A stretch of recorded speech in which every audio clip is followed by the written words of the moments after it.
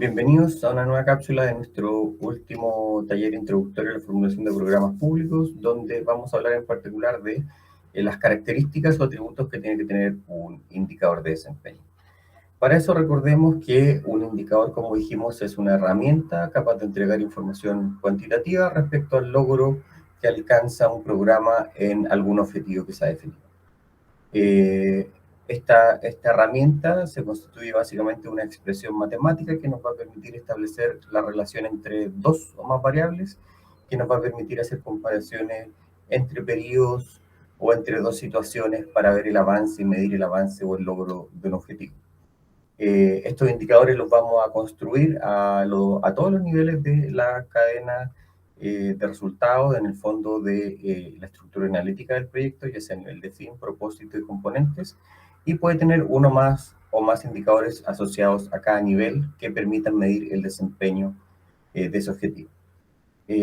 Como dijimos, los indicadores se pueden medir en diferentes dimensiones o en diferentes ámbitos de control, y en esta cápsula en particular vamos a revisar qué significa y qué implica cada uno. Al igual que como vimos con los objetivos, para los indicadores podemos seguir la metodología SMART, las cuales nos van a dar orientaciones de qué elementos tiene que tener o qué atributos tiene que tener un buen indicador de desempeño. En este caso tienen que ser también específicos, es decir, usar un lenguaje claro que nos permite entender qué se está midiendo. Tienen que ser cuantificables, es decir, deben ser susceptibles de ser medidos lo que queremos rescatar. Deben ser alcanzables o conseguibles, es decir, que esté dentro de las capacidades que tiene la institución para poder lograr ese indicador o esa meta. Y en la letra R hay un pequeño cambio de donde el objetivo hablábamos de que tenían que ser realistas, a que ahora que los indicadores deben ser relevantes. Es decir, deben ser capaces de medir la contribución real que tiene un programa o un proyecto en pos de la consecución de sus objetivos. Y también deben estar sujetos a plazo, es decir, los indicadores no deben quedar indefinidos en el tiempo y debemos ser capaces de decir en qué minuto o en qué tiempo esperamos ver los resultados que estamos intentando medir, así como también establecer cuál va a ser la temporalidad y en que se van a medir los indicadores, es decir, cada cuánto tiempo vamos a estar monitoreando estos resultados. Bueno, como les decía, vamos a revisar ahora en detalle qué significa cada uno de los ámbitos de control y cada una de las dimensiones que tiene, en que se pueden medir indicadores de desempeño. Y en los ámbitos de control, por donde vamos a comenzar, está mucho más asociado a la cadena de producción del programa o el proyecto. Si tuviéramos que simplificar el ejemplo y tratarlo como si fuese un bien o un bien cualquiera que se transa en el mercado, es mucho más fácil identificar este proceso productivo. Por ejemplo, si estuviésemos produciendo leche, esta cadena estaría constituida de la siguiente forma, es decir, el proceso relacionado con lo que ocurre en la fábrica y todas las acciones que yo tengo que hacer para que la fábrica funcione y produzca el producto, valga la redundancia, o la leche que es el objetivo de la realización de esas actividades en el proceso.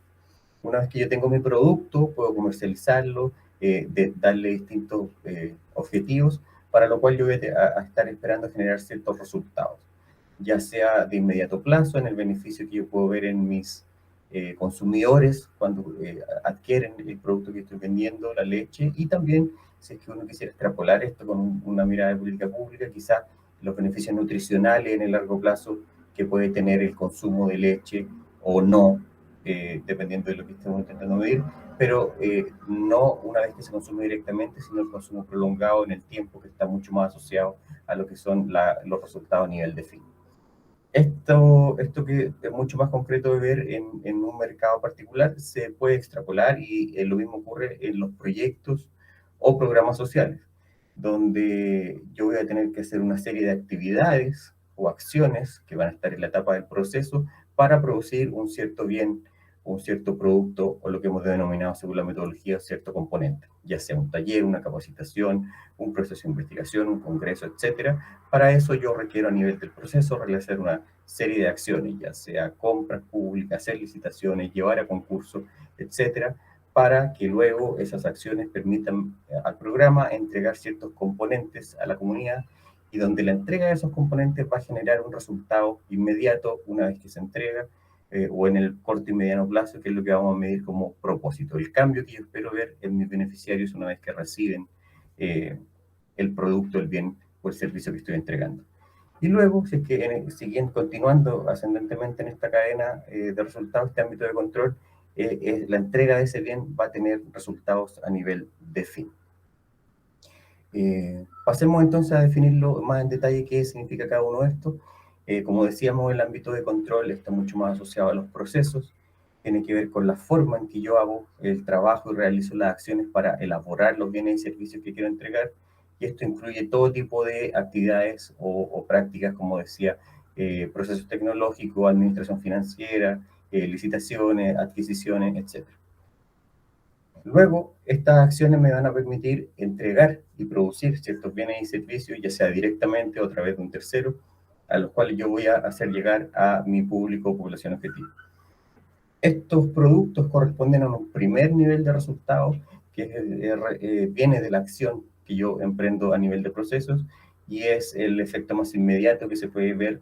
y constatar en la población beneficiaria. Es decir, van a ser los componentes que hemos definido dentro de la metodología de marco lógico y teoría del cambio. Una vez que yo hago este proceso o hago estas acciones que me van a permitir entregar estos productos, yo voy a poder ver los primeros resultados a nivel intermedio, que como decíamos son los cambios en el comportamiento, en la actitud o el estado que yo cercioro que tengan mis beneficiarios una vez que ya han recibido los bienes y servicios.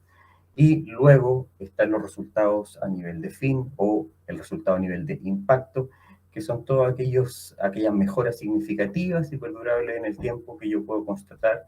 que se ha dado en mi población objetivo una vez que han pasado por mi programa. Recordemos que este nivel de fin o estos resultados a nivel de impacto es un resultado de largo plazo donde hay una contribución no solo a mi programa, sino generalmente de varios programas o una política pública que busca impactar o llegar a dicho nivel de resultados. Ahora bien, si tenemos que analizar las dimensiones, es decir, ya hemos definido en qué tiempo de esta cadena de producción podemos crear indicadores para medirlo, hay distintas dimensiones que podemos intentar medir. O sea, ya va a ser la eficacia, la calidad, la economía o la eficiencia. La eficacia en particular se refiere al grado de cumplimiento de los objetivos que yo me he planteado. Es decir, cómo logro o no logro establecer o hacer lo que he dicho que voy a hacer, independiente de los recursos que me he planteado para ello. La dimensión más fácil de entender, una de las dimensiones más directas, ya que tiene que ver con la entrega o no entrega de lo que me he planteado, con el logro o no logro de lo que me he planteado. Ejemplos diferentes a los de ciencia para poder ir viendo cómo se puede aplicar en distintos lados, tiene que ver, por ejemplo, con el porcentaje de becas entregadas en relación a las que he planificado, las que he programado, o en programas de educación, por ejemplo, que intento disminuir el analfabetismo, tratar de medir la tasa de reducción del analfabetismo en cierta población, es decir, qué tan eficaces hemos sido en el logro de ese objetivo. Un aspecto o una dimensión específica del concepto de eficacia tiene que ver con la calidad, es decir, cuál es la capacidad como programa, como institución que tengo para responder de forma adecuada y satisfactoria a mis beneficiarios, a mis usuarios o a mis clientes. Esta dimensión intenta medir ciertos atributos o características que tienen que tener los productos, los bienes y servicios que entrego para poder satisfacer los objetivos del programa. Y ejemplos de esto puede ser el grado de satisfacción que tienen los beneficiarios a la hora de recibir los bienes y servicios, el grado de satisfacción con la atención, con la calidad del producto, o también otras dimensiones de la calidad que puede ser, por ejemplo, tiempos de respuesta adecuados y oportunos en los cuales yo soy capaz de entregar los servicios y las consultas a mis beneficiarios dentro de mi programa. Por otro lado, la eficiencia, y que suele confundirse con la eficacia, tiene que ver con la relación entre dos magnitudes. Por un lado, la provisión misma física del producto y bien, que es más relacionado con la eficacia, pero a la cual yo ahora voy a incorporar la variable de los recursos que utilicé para alcanzar ese nivel de producción. Esto está mucho más relacionado con los costos de producción, costos medios de producción, costos unitarios, e intentan medir la productividad media de mis factores de producción, ya sean recursos pecuniarios, dinero, recursos humanos, tiempo, etc.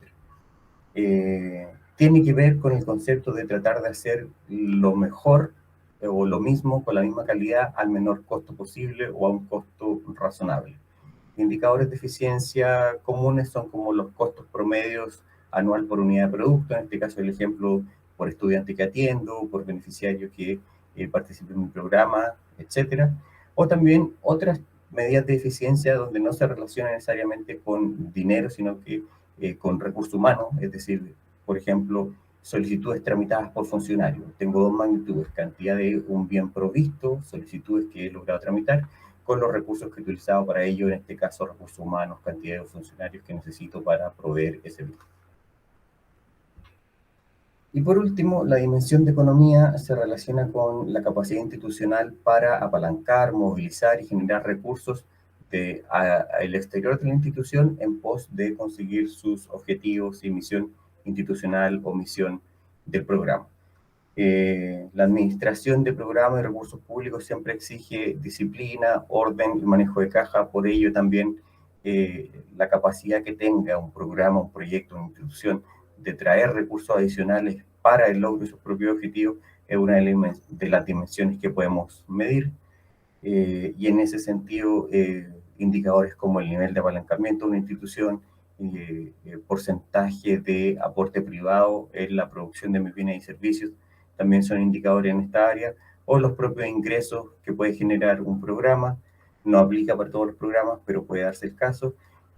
son indicadores de economía y el más clásico tiene que ver con la capacidad del programa o proyecto de ejecutar su propio recurso, que en este caso el indicador clásico es el de ejecución presupuestaria. Bueno, ya hemos visto todos los ámbitos y todas las dimensiones en que puedo medir un indicador, pero la pregunta que siempre queda dando vuelta es ¿cuántos indicadores necesito para poder medir el desempeño de mi programa? Y la verdad es que no hay una respuesta única, ya que va a depender de las necesidades de cada programa, pero los mensajes claves siempre son entender que yo no necesito llenarme de indicadores, no necesito tener un indicador por cada componente y en cada dimensión, o sea, por cada ámbito de control y en cada dimensión, sino que necesito tener una combinación de estos que me permitan dar mejor respuesta a las preguntas de si he logrado o no el desempeño de mi programa. Hay ciertas dimensiones que se dan mejor con algunos ámbitos de control, y en ese sentido, a nivel de resultado, hace mucho más sentido ver si es que hemos logrado, es decir, medir la eficacia de este nivel y la eficiencia, si lo hemos hecho con los recursos, utilizando recursos de manera razonable. A nivel de producto, quizás es muy interesante medir también calidad, y a nivel de actividades es mucho más flexible la cantidad de dimensiones que puedo medir en este ámbito de control, es decir, eficacia, calidad, eficiencia y economía. A nivel de insumos y actividades, siempre hay menos indicador, ya que la tendencia es ir a mirar con mayor detalle qué está pasando a nivel de resultados, si es que lo estamos logrando o no, pero también es importante no dejar de lado cuál es el proceso para llegar a eso, para poder ir entendiendo dichos resultados. En resumen, no hay una única respuesta de cuántos indicadores se necesitan, sino que va a depender de lo que quiero entregar y medir, pero nunca es bueno llenarse con más indicadores de lo que uno puede manejar y tampoco quedarse con uno solo que no te permita dar un panorama un poco más amplio de lo que está pasando a nivel de desempeño del programa. Bueno, eso es por todo con esta cápsula. Muchas gracias por tu atención y participación y nos vemos en la última cápsula del taller que tiene que ver con la construcción directa de un indicador.